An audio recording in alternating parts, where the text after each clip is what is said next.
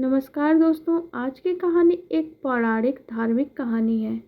यह प्रश्न आपके दिमाग में अवश्य एक न एक बार जरूर आया होगा कि महारानी कुंती का ज्येष्ठ पुत्र और परम तेजस्वी सूर्य का अंश होते हुए भी कर्ण को महाभारत में इतना अपमान, इतनी जिल्लत क्यों सहनी पड़ी। आखिर ऐसी कौन सी दुश्मनी थी अर्जुन और कर्ण में जो कभी भी अपने बड़े भाई के सम्मान की दृष्टि से उसने नहीं देखा। आखिर क्या वजह थी कि कर्ण सूर्य देवता का अंश होते हुए भी दुर्योधन जैसे राक्षस के पाप में भागीदार बना। उम्मीद है इस कहानी के माध्यम से आपको सारे सवालों के जवाब मिल जाएं।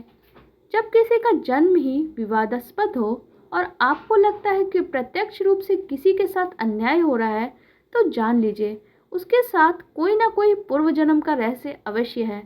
कर्ण के रहस्यमय जन्म और मृत्यु का उत्तर भी महाभारत में कुछ ऐसे ही मिलता है। त्रेता युग में दंभोदध्व नामक एक राक्षस हुआ करता था। उसने सूर्य देव की कड़ी तपस्या करके उन्हें प्रसन्न कर लिया और अमरता का वरदान मांगने लगा। सूर्य देव ने अमरता का वरदान देने से तो साफ मना कर दिया। तो उसने कहा, तो फिर मुझे ऐसे सहस्र दिव्य कवचों की सुरक्षा दे दीजिए जिसमें से किसी एक कवच को केवल वही तोड़ सके जिसे 1000 वर्ष की तपस्या कर चुका हो, और जो भी उस कवच को तोड़ेगा वो तुरंत मृत्यु को प्राप्त हो जाए। सूर्य देवता जानते थे कि ये राक्षस मेरे वरदान का दुरुपयोग करने वाला है, लेकिन यह वचन देने के लिए मजबूर हो चुके थे। अतः उन्होंने राक्षस को वो विचित्र वरदान दे डाला। सहस्र कवचों से सुरक्षित होने के बाद दंभोदध्व का उसका नाम ही सहस्र कवच पड़ चुका था। अपनी शक्ति के अनुसार वरदान पाते ही उसने उत्पात मचाना शुरू कर दिया। सहस्र कवच के अत्याचार से तीनों लोकों में त्राही त्राही मच गई। सभी देवी देवता मिलकर इस विचित्र राक्षस से निजात पाने के लिए भगवान विष्णु के पास गए। भगवान विष्णु ने सभी को आश्वासन देकर विदा किया। उसी समय सती के पिता दक्ष प्रजापति ने अपनी पुत्री मूर्ति का विवाह ब्रह्मा जी के मानस पुत्र धर्म से कर दिया। भगवान विष्णु ने मूर्ति के 2 जुड़वा बच्चों के रूप में जन्म लिया, जिन्हें नर और नारायण नाम दिया गया। 2 शरीर होते हुए भी दोनों में एक ही आत्मा निवास करती थी। कालांतर में दोनों भाई बड़े हो गए। एक भाई तपस्या के लिए वन में चला गया और एक भाई ने दंभोदध्व राक्षस को युद्ध करने के लिए ललकार दिया। अट्टहास करते हुए दंभोदध्व बोला, तुच्छ नर, तू नहीं जानता, मुझे मारने के लिए मेरा कवच तोड़ना जरूरी है, और मेरा कवच केवल वही तोड़ सकता है जिसने 1 सहस्र वर्ष तपस्या की हो। मुझे ऐसा सूर्य देव का वरदान है। नर ने मुस्कुराते हुए कहा, रे दुष्ट राक्षस, तू भी नहीं जानता, हम 2 भाई हैं और हमारी आत्मा एक ही है। मेरे भ्राता श्री नारायण तप कर रहे हैं और मैं तुझसे युद्ध के लिए ललकार करता हूँ। आजा, मुझसे युद्ध कर। दोनों में घमासान युद्ध शुरू हुआ। दंभोदध्व को यह देखकर आश्चर्य हो रहा था कि नारायण के तप के साथ नर की शक्ति बढ़ती जा रही थी। 1000 वर्ष का समय पूर्ण होते ही नर ने सहस्र कवच का एक कवच तोड़ डाला, लेकिन कवच टूटते ही सूर्य के वरदान के अनुसार नर की मृत्यु हो गई। तभी नर का भाई नारायण सामने से दौड़ा चला आ रहा था। दोनों भाई जुड़वा थे, अतः सहस्र कवच यह देखकर दंग रह गया कि ये अभी तो मृत्यु को प्राप्त होकर फिर से कैसे दौड़ा चला आ रहा है। तभी उसने देखा कि नर का शरीर तो उसके सामने ही पड़ा था। वह नर का भाई नारायण था, जो अपने भाई की तरफ दौड़ा चला आ रहा था। नारायण को अपने भाई की ओर जाता हुआ देख अट्टहास करता हुआ सहस्र कवच बोला, तुम्हें अपने मूर्ख भाई को समझाना चाहिए था, बेवजह मारा गया। नारायण शांतिपूर्वक अपने भाई के पास बैठा और मंत्र पाठ किया। उसी क्षण नर उठ बैठा। यह देखकर सहस्र कवच आश्चर्य से भर गया।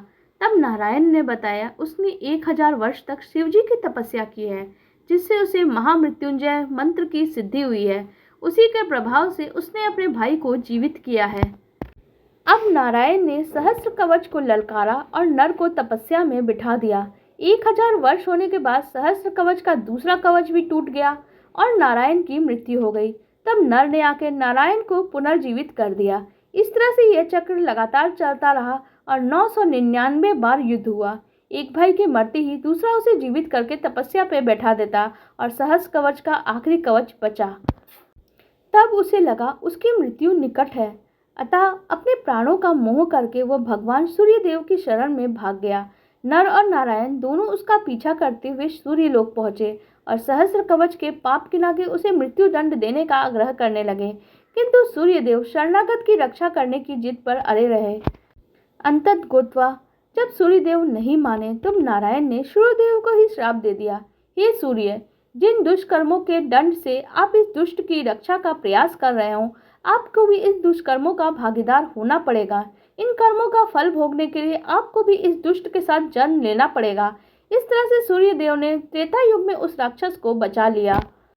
समय के साथ त्रेता युग का समापन हो गया और द्वापर युग प्रारंभ हो गया। द्वापर युग की बात है। वरदान की परीक्षा करने के लिए कुंती ने सूर्यदेव का आवाहन किया। सूर्यदेव प्रकट हुए और कर्ण का जन्म हुआ। लेकिन रहस्य की बात यह है कि तभी नारायण का सूर्य को दिया हुआ वो श्राप फलीभूत हो गया और कर्ण के रूप में सूर्य और दंभोदर दोनों ने जन्म लिया। सूर्य ने अपना केवल अंश भेजा था, लेकिन श्राप के प्रभाव से उस सहस्र कवच राक्षस का अंश भी कर्ण में विद्यमान था। यह तो ऐसे ही था जैसे नर और नारायण दो शरीर होते हुए भी एक आत्मा थे। उसी प्रकार कर्ण में सूर्य और दंभोदर्भ दोनों की आत्मा अंश रूप में विद्यमान थी। दूसरी ओर त्रेता के नर और नारायण द्वापर में अर्जुन और श्री कृष्ण बने। सूर्य के अंश के कारण ही कर्ण परम तेजस्वी और वीर था, जबकि दंभोदर्भ के अंश के कारण कर्मफल के रूप में अन्याय और अपमान उसे सहना पड़ा। कर्ण का कवच वही आखिरी 1000वां कवच था जो दंभोदर्भ के पास युद्ध के दौरान बचा रह गया था। यदि अर्जुन उस कवच को तोड़ता, उसी क्षण उसकी मृत्यु तय थी। यह बात इंद्रदेव को पता थी, इसलिए उन्होंने पहले ही कर्ण से कवच और कुंडल मांग लिए थे। अब तो आपको समझ में आ ही गया होगा आखिर कर्ण को अन्याय और अपमान क्यों झेलना पड़ा। यह सब उसके पूर्व जन्म के कर्मों का फल था जो उसे त्रेता युग में दिए गए थे।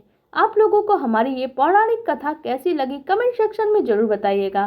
साथ ही वीडियो को लाइक कर दीजिएगा और हमारे चैनल को भी सब्सक्राइब कर लीजिएगा। धन्यवाद।